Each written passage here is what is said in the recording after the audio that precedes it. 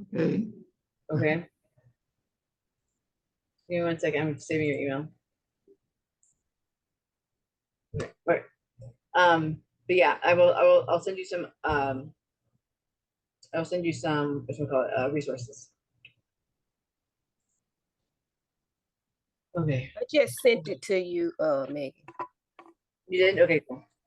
Yes. Let me go over online. I can. I didn't hear what you said. Did you want me to go over it online? You can. Okay.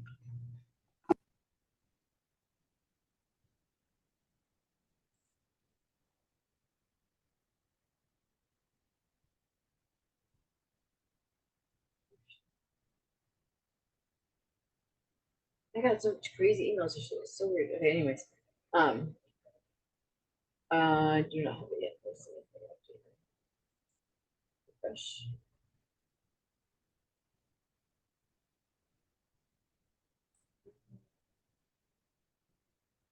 Yes.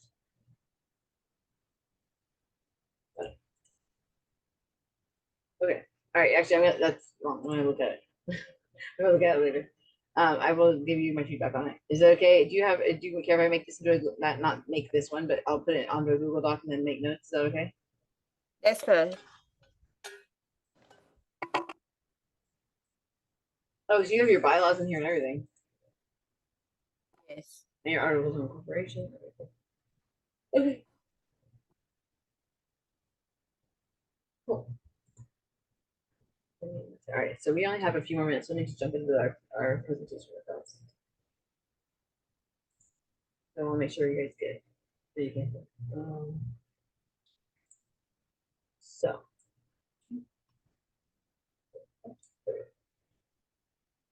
Okay. So last week we just to go real quick to go over what we talked about last week. We talked about what a nonprofit is. We talked about what a nonprofit versus a for-profit business does, and what it does not, and who owns it. And then we went over the types of different nonprofits, right? Civic leagues, social welfare organizations, charitable organizations, agricultural, social clubs, fraternal societies, and like business leagues, chamber of commerce type stuff, right? Those are all different types of organizations. We also went over like why your 501c3 status is matters and why it's important. And then we went over I believe we didn't go over your founding story. That's what we're gonna go over today. So give me 1 second, I'm gonna share my screen so you guys can see.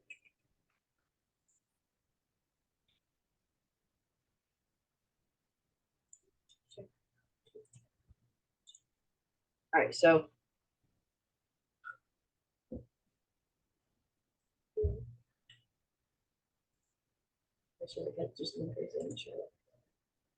it didn't sound good. No. Okay, so let me show you.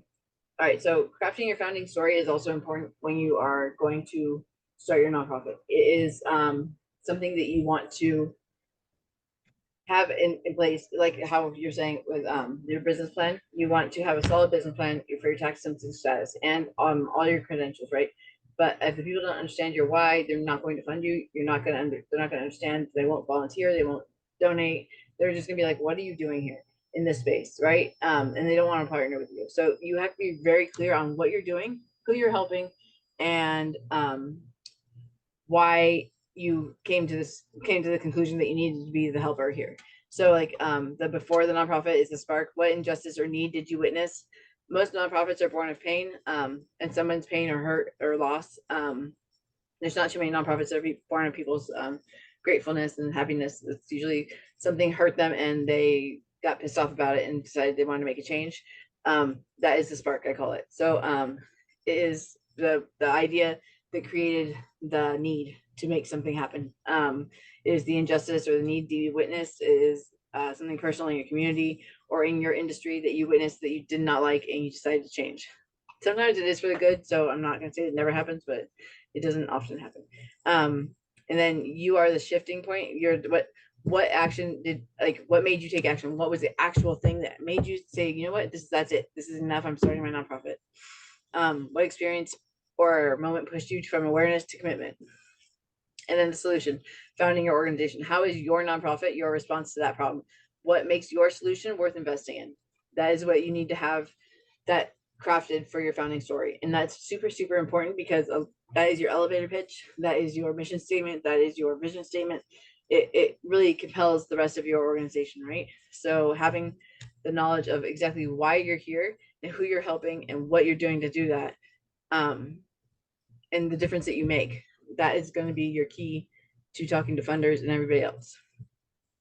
So donors don't give to organizations, they give to people who are solving problems they care about. That means that they need to hear from you.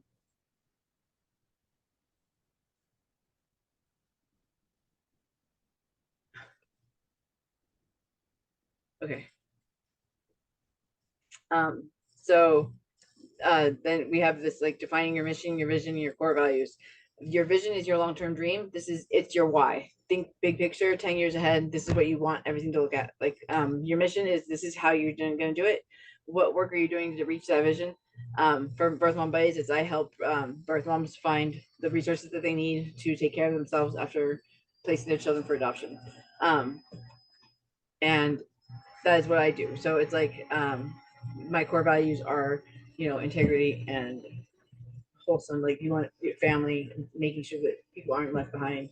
Like you have values that guide your decision making and your fundraising. So your core values shouldn't be they shouldn't be fluff. It should be something that's tangible, and it should reflect how your organization operates, right? Equity, transparency, dignity, stuff like that. Community first, sustainability, but innovation. Like I always had people who always wanted to be like, oh, we're excellent, we make a big impact, but how? So you want to get past those kind of words and just get into the actual how of what you're doing. We believe in transparency, and this is how we do that. So talk about that, different things like that. So that is your difference between your vision, your mission, and your core values. But those are all things you need to have in your mind so that you can actually move forward. It will lead you through your 1023 EZ. It will lead you through any grant application. It guides you. Having that structure. So this is where we're getting to structuring and registering your nonprofit, choosing a name for your nonprofit, and why that's important. You need to choose and confirm your name of your nonprofit prior to ever applying for anything. Do not apply for your state. Do not apply for your EIN. Do not apply for anything. You need to make sure that your name of your nonprofit is not being used by anybody else. It's marketable and it doesn't have a trademark. I've run into numerous times where people have started something and then realized there's a trademark on it in another state that their state didn't catch. And guess what? They have to change their name after being 4 years in business. So that is an issue. Do a trademark search. It's worth the time and effort. Does anybody have any questions about that? Do you guys know how to do a trademark search? Or do you need me to show you? Megan? Yes. Yeah, what happens if what happens if there are businesses that are infringing on existing trademarks that we already have? What? Wait, I'm sorry, what? What happens if there are companies infringing on trademarks that we already have? If they were your trademarks and they're infringing on them, then you can make a lawsuit, really. Yeah. So I came to the market in 2006 with 4 trademarks, and I don't know. I kind of feel like they may be being infringed upon at this point. Are your trademarks? You filed your trademarks before they filed for something? Yep. Then yeah, go after them. You can do a cease and desist at least. Yeah. I would. Well, what I'll do is I'll just like file my papers, and then if there's any wait for either the government or I'd rather just wait for them to come to me. Right? I would just send them a cease and desist and see what they say, because a lot of times they'll just say, "Okay, our bad, sorry," And then if you decide to take them to court, then that's on you. But like I would not wait for the state or the government, because they will take forever. Yes. Who knows what will happen in between time? I'm just thinking like we were just the question is, were they more active than we were during that time frame?